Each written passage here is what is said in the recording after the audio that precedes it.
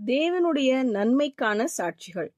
கிறிஸ்துவுக்குள் பிரியமானவர்களே, தேவன் நல்லவர், இதை நாம் அறிவோம். ஆனால் ஒவ்வொரு நேரத்திலும் அதை நம்புகிறோமா? ஒரு பெண்மணி தேவன் நல்லவர் என்றால் ஏன் எனக்கு குழந்தை பாக்கியத்தை கொடுக்கவில்லை என்று கேட்கிறார்கள். இப்படிப்பட்ட கேள்விகள் புதியவை அல்ல. முதல் சோதனையிலேயே சாத்தான் இதே சந்தேகத்தை தான் எழுப்பினான். தேவன் நல்லவர் என்றால் ஏன் அந்த மரத்தின் கனியை தின்னக்கூடாது என்று சொன்னார்? ஆனால் ஆதியாகமம் முதல் 2 அதிகாரங்களை பார்த்தால் தேவன் எவ்வளவு நல்லவர் என்று தெளிவாக தெரியும். ஏவாளுக்கு அனுபவிக்க எண்ணற்ற ஆசீர்வாதங்களை கொடுத்தார். ஆனால் ஒரு விஷயத்தை மட்டும் தடை செய்தார். இன்று கூட சாத்தான் அதே பொய்யை நமக்கு சொல்கிறான். நமக்கு இல்லாத அந்த ஒரு விஷயத்தை மட்டும் காட்டி நமக்கு ஏற்கனவே கிடைத்துள்ள தேவனுடைய நன்மைகளை மறக்க செய்கிறான்.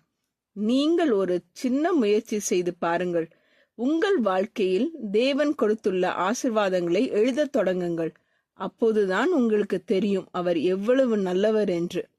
சங்கீதம் 145:9 சொல்கிறது, கர்த்தர் எல்லார் மேலும் தயவுள்ளவர், அவர் இரக்கங்கள் அவருடைய எல்லா கிரியைகளின் மேலும் உள்ளது. ஜெபம் செய்வோம். எங்கள் அன்பின் பரமபிதாவே, நீர் நல்லவர் என்பதை நாங்கள் அறிந்திருக்கிறோம். ஆனால் சில நேரங்களில் அதை நம்பாமல் சந்தேகிக்கிறோம் என்பதையும் ஒப்புக்கொள்கிறோம். எங்களுக்கு இல்லாத விஷயங்களை பார்த்து நீர் கொடுத்திருக்கும் ஆசீர்வாதங்களை மறந்ததற்காக எங்களை மன்னியும். எங்கள் கண்களை திறந்து எங்கள் வாழ்க்கையில் நீர் செய்த நன்மைகளை காண உதவி செய்யும்.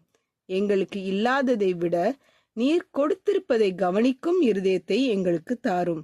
நீர் எல்லாரிடத்திலும் நன்மையுள்ளவராக இருக்கிறீர் என்பதையும் எங்கள் வாழ்க்கையிலும் உமது கிருபை நிரம்பி இருப்பதை நாங்கள் நினைவு கொள்ள உதவி செய்யும்.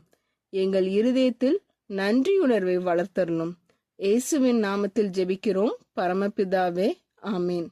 இந்த மெசேஜ் 14 அக்டோபர் 2024 நான்சி டிமோஸ் வோல்கமோத் அவர்களின் இயேசுவை தேடி என்ற புரோகிராமில் இருந்து எடுக்கப்பட்டது. கர்த்தர் உங்களை ஆசீர்வதிப்பாராக.